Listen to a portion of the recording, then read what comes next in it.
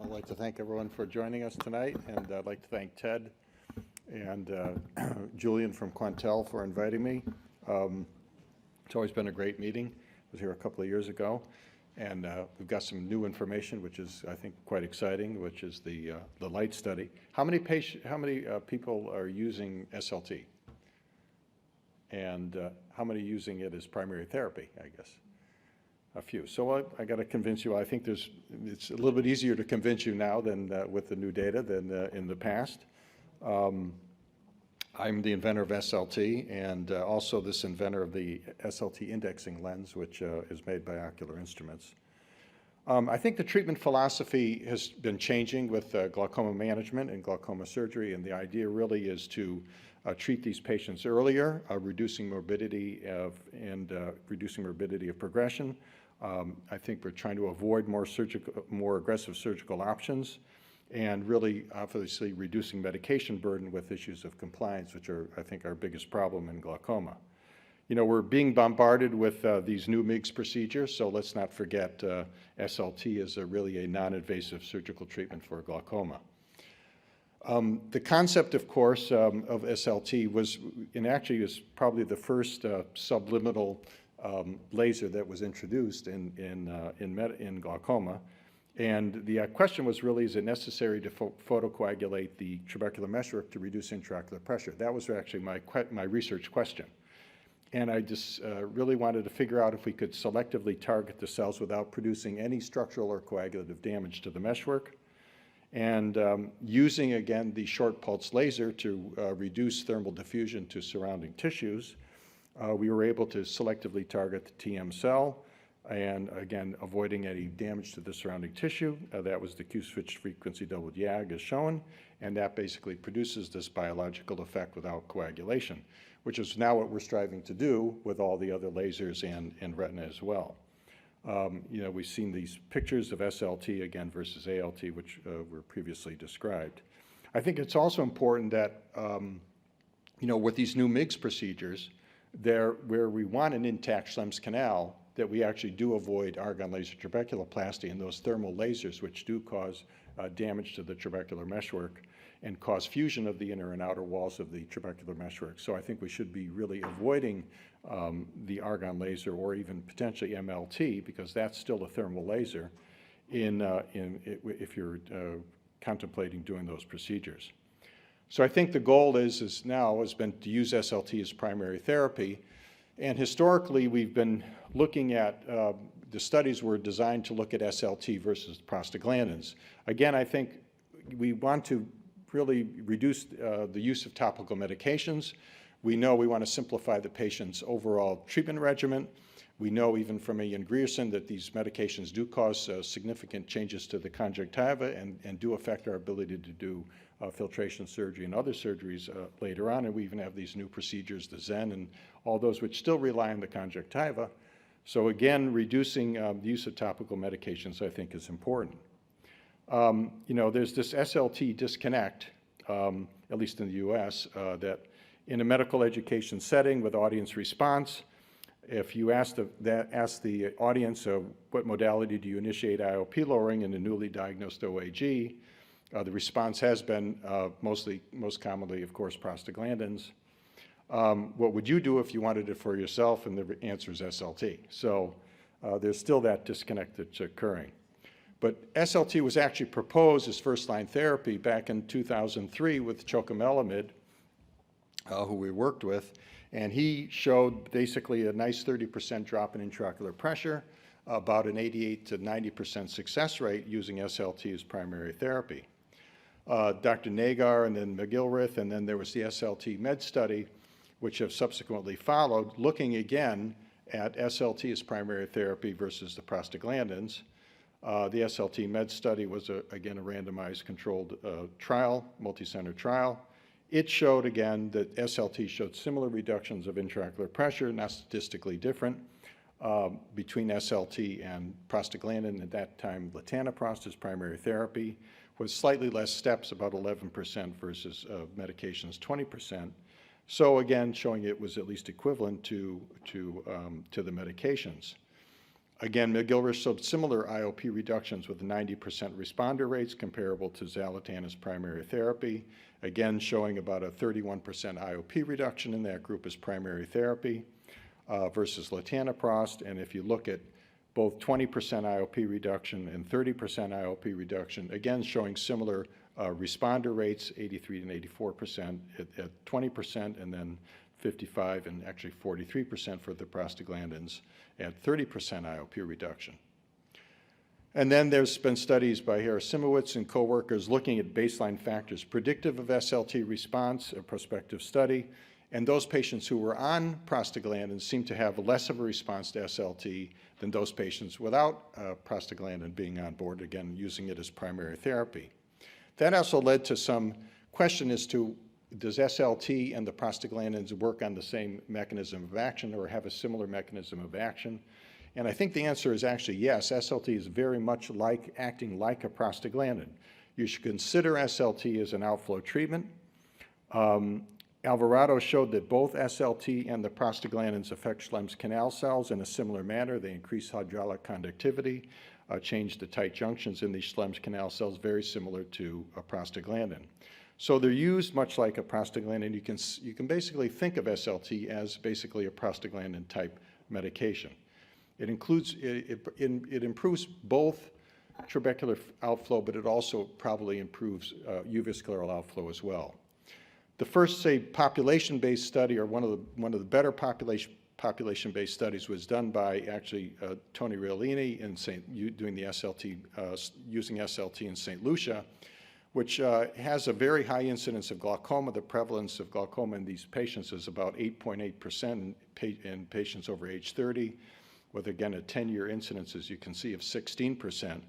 So his hypothesis was SLT as monotherapy can provide a safe and effective IOP control in these patients of African descent. So obviously they're not able to get many medications, or even if they get them, they're not probably using them on a routine basis. He showed basically a 30 to 39% reduction of intraocular pressure in that group of patients, 93% lower than their pre-SLT level that were on medications. And when he benchmarked it to other monotherapy studies, such as the NAGAR study back in 2005, and then the McGilchrist study in 2006 or so, again showing similar responder rates for 20 and 30% IOP reductions. So again, showing that it acted very much, it was acting very similar in this group of patients. So now we have finally the LIGHT study, and I'd really like to congratulate Dr. Gus Gazard and his co-workers and all the people who participated in this study. It's been about maybe 17 or 18 years that we've been looking for this study to get all this data in a very controlled fashion. You know, I always say, thank God, glaucoma is a slowly progressive disease. So, you know, his hypothesis was that SLT as first-line therapy would be associated with better health-related quality of life, less need for meds, and lower cost. And I think the study has enlightened us. Their interpretation, of course, was that SLT should be offered as first-line therapy for the treatment of open-angle glaucoma, ocular hypertension, again, and supporting a change in clinical practice. And there's not too many studies, I think, that have, you know, really changed our clinical practice pattern. The CIGIT study was designed to change the clinical practice pattern. That actually didn't occur. Actually, the GLT study, glaucoma laser trial, was designed to look at, again, argon laser as a primary therapy. That didn't really change our clinical practice pattern. So I think hopefully this study will do that. It was a large-scale study, as shown here, 16,000 patients assessed, 718 were randomized. I'd just like to review some of the evidence for the study because it sort of summarizes some of the studies that were done. Basically, two meta-analyses published in 2015, again showing 360-degree SLT gave similar IOP reduction to either prostaglandin analog or combination therapy. Cost effectiveness was modeled and showed again that SLT was potentially better at reducing cost, but no studies of direct measurement were done. The time threshold for SLT to become cost effective in some studies was modeled and estimated to be between 1 and 3.3 years. And it was predicted to be cost-effective when repeated once within 3 years of application to either monotherapy or multiple drug therapy. So their study basically shown here, and these are the highlights of the study, that the eyes at 36 months at target pressure were 95% in the SLT group versus 93% in the eye group or the medication group. Treatment escalations, as you see, 348 versus 299. Disease progression, which was quite, I think, interesting during the study, 5.8% actually in the medication group versus 3.8% in the SLT group. Ophthalmic-related adverse effects, again, 150 for the medication group versus 30 for the SLT group. None of those patients in the SLT group required actually surgery to control the pressure versus 11 in the medication group. And again, the crux of the study, there was that basically 74% of those patients remained drop-free at 3 years, saving the NHS about 451 pounds, I guess, per patient. So their target IOP was maintained at more visits in the SLT group, 93%, than in the eye drop group versus 91. They did a number of quality of life index studies, I guess, as well. I guess none of those showed any really significant change, but they did indicate that for the glaucoma symptom study or scale that it was sort of worse for the eye drop group in 5 out of 6 time points. So their conclusion was basically over the 36 months, there was a 97% probability that SLT would be more effective than eye drops as first-line therapy. I guess the patients also thought it was important benefit of SLT to be at least drop-free for some period of time, so that was some benefit for the patients as well. It's easy to perform. Again, it's a 532 nanometer laser, 400 micron spot size. We usually use about 0.6 to 1.1 or 1.2 to 1.4 millijoules. This is the Quantel SLT YAG combination. Again, we should be cautious when we use other lasers in these mixed canal procedures, but actually we can use the SLT even in addition to a MIGS procedure, even after MIGS procedures. We do use an SLT lens shown here. There's the regular standard SLT lens, which is a 1-to-1 lens. There's this new Volk Rapid SLT lens shown here. And then there's the indexing lens, which we came out with ocular instruments. As you know, it's a little bit hard to see where the SLT spot is because, of course, there's no thermal damage. So we developed this lens, which has 5 bars and 5 spaces and basically index. Can you cue up that video? So basically, you see the 5 bars. Each actually bar is 400 microns. Each space in between it is 400 microns, so you can sort of look when you're looking at the mirror, you see the bars. And then you have your first spot, and then you click it, and it shows you sort of where you were in the previous one. So it sort of helps you to do your treatment. It's actually great for teaching the residents how to do gonioscopy because it's very easy to get lost. Even the best of us get lost when doing trabeculoplasty sometimes. So nuts and bolts of application of SLT, I think we found that 360 degrees, of course, gives you the best results for primary therapy. I am cautious with doing 360 degrees in patients with more deeply pigmented meshworks, especially heavy pigmented meshworks such as in Pigmentary or pseudoexfoliation. So actually, I will do less than 360 degrees for those patients. Again, you can set your energy and titrate it toward the level of pigmentation. Usually lighter pigmented patients, we use 0.9 to 1 millijoule. More heavily, we'll go to 0.5, even in some cases 0.4 millijoules. On average, we're using about 0.7 to 0.8 millijoules. Postoperatively, I'm going to go through the SALT study as well. No steroids versus topical NSAID versus nothing.